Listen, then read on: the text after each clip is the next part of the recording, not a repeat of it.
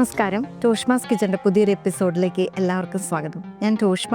ഞാൻ ഇന്ന് തയ്യാറാക്കി കാണിക്കുന്നത് ഒരു സിമ്പിൾ ഡെസേർട്ടാണ്.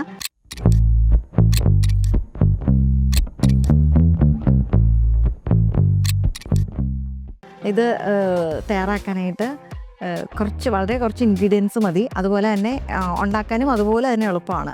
ഇത് സ്ട്രോബെറി മൂസാണ്. നല്ല പ്രോട്ടീൻ റിച്ച് ആയിട്ടുള്ളൊരു സ്ട്രോബെറി മൂസിൻ്റെ റെസിപ്പിയാണ്. സ്ട്രോബെറി മൂസ് തയ്യാറാക്കാനായിട്ട് നമുക്ക് വേണ്ട ഇൻഗ്രീഡിയൻസ്: സ്ട്രോബെറി 200 ഗ്രാം. ഇത് ഫ്രോസൺ സ്ട്രോബെറിയാണ് ഞാൻ എടുത്തേക്കുന്നത്. പിന്നെ നമുക്ക് പനീർ വേണം, അത് 150 ഗ്രാം. പിന്നെ പാല് വേണം. ഇത് തിളപ്പിച്ച് ആറിച്ച പാലാണ്. ഒരു 3 ടേബിൾ സ്പൂണൊക്കെ പാല് വേണം.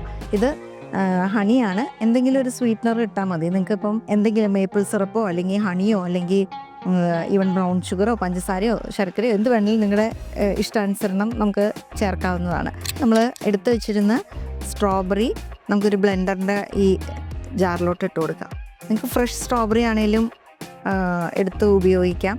ഞാൻ സാധാരണ സ്ട്രോബെറി സീസൺ വരുമ്പം ഞാൻ കുറച്ച് സ്ട്രോബെറി കൂടുതൽ വാങ്ങിച്ച് ഞാൻ ഫ്രീസ് ചെയ്ത് വെക്കാറുണ്ട്. നമ്മളിപ്പം 200 ഗ്രാം സ്ട്രോബെറി അരിഞ്ഞു വെച്ചത് ചേർത്തു. ഇനി ഇത് 150 ഗ്രാം പനീറാണ്. നമുക്ക് മുഴുവൻ ചേർക്കാൻ പറ്റില്ല. നമുക്കിത് ഒരുമിച്ച് ബ്ലെൻഡ് ചെയ്തെടുക്കാൻ പറ്റില്ല, കൂടുതലുള്ളതുകൊണ്ട് നമുക്ക് രണ്ടായിട്ട് ബ്ലെൻഡ് ചെയ്തെടുക്കാം. കുറച്ച് പാലും ചേർക്കണം. നിങ്ങൾക്ക് ആർട്ടിഫിഷ്യൽ സ്വീറ്റ്നർ എന്തെങ്കിലും മധുരത്തിന് വേണമെങ്കിൽ ചേർക്കാവുന്നതാണ്. നമുക്കിതൊന്ന് ബ്ലെൻഡ് ചെയ്തെടുക്കാം.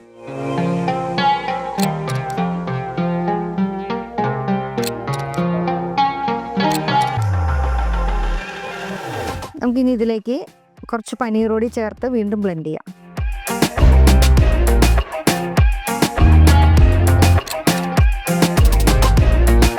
അതായത് നമ്മൾ ബ്ലെൻഡ് ചെയ്തെടുത്തു നന്നായിട്ട്.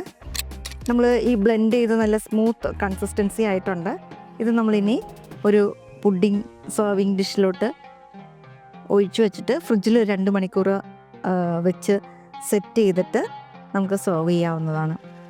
ഒരു 2 മണിക്കൂറൊക്കെ നമ്മൾ ഫ്രിഡ്ജിൽ വെച്ച് കഴിയുമ്പോഴത്തേക്കും നമുക്ക് നന്നായിട്ട് സെറ്റ് ചെയ്ത് കിട്ടും.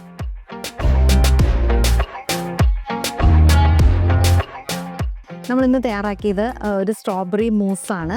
ഈ ഡെസേർട്ട് തയ്യാറാക്കാനായിട്ട് ഒരു 3-4 ഇൻഗ്രീഡിയൻസ് മതി. നമുക്കിപ്പോൾ ഹണി വേണ്ടെങ്കിൽ നമുക്ക് പഞ്ചസാര ചേർത്താലും നല്ലതാണ്.